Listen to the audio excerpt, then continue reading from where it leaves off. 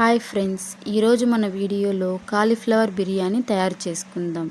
ముందుగా కాలీఫ్లవర్ తీసుకొని సన్న ముక్కలుగా కట్ చేసుకొని శుభ్రం చేసుకొని ఒక బౌల్లో తీసుకోవాలి.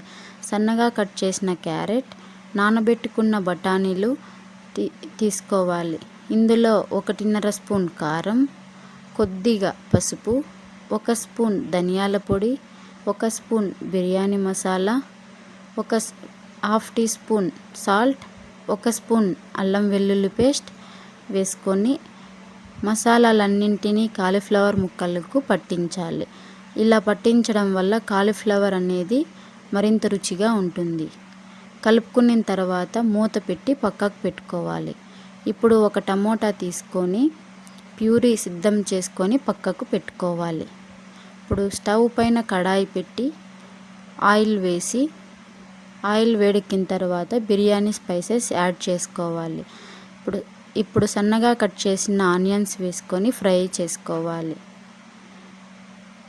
ఆనియన్స్ ఫ్రై అయిన తర్వాత 1 స్పూన్ అల్లం వెల్లుల్లి పేస్ట్ వేసి పచ్చివాసన పోయే వరకు ఫ్రై చేసుకోవాలి. ఇందులో కొద్దిగా పుదీనా యాడ్ చేసి ఫ్రై చేసుకోవాలి. పుదీనా ఫ్రై అయిన తర్వాత మనం ముందుగానే సిద్ధం చేసుకున్న టమోటా ప్యూరీ యాడ్ చేసి ఆయిల్లో బాగా కలపాలి. ఇలా కలపడం వల్ల పచ్చివాసన అనేది పోతుంది. టమోటాల్లోని పచ్చివాసన పోయి ఆయిల్ పైకి తేలుతున్నప్పుడు మనం మసాలాలు కలిపి పెట్టుకున్న కాలీఫ్లవర్ను ఇందులో యాడ్ చేసుకోవాలి. కాలీఫ్లవర్ను యాడ్ చేసుకొని టమోటా ప్యూరీలో బాగా కలపాలి. బాగా కలిపి చిన్న మంట మీద మూత పెట్టి మగ్గనివ్వాలి. ఇప్పుడు మూత పెట్టి మగ్గనివ్వాలి. ఇప్పుడు మనం అన్నం ఉడికించుకుందాం. అందుకోసం 2 కప్స్ రైస్ తీసుకొని నీళ్లు పోసి 2 టైమ్స్ బాగా వాష్ చేసుకొని ఆ నీటిని బయటకు వంపేయాలి. నీళ్లు బయటకు వంపేసిన తర్వాత తగినన్ని నీరు పోసుకొని 70% రైస్ను ఉడకబెట్టుకోవాలి. ఇప్పుడు కాలీఫ్లవర్ మూత తీసి చూడండి, నీళ్లు బయటకు వచ్చి బాగా కుక్ అయింది కాలీఫ్లవర్. ఇప్పుడు ఇందులోని మసాలాను కొద్దిగా పక్కకు తీసుకొని మనం 70% ఉడకబెట్టుకున్న రైస్ను ఇందులో యాడ్ చేసుకోవాలి.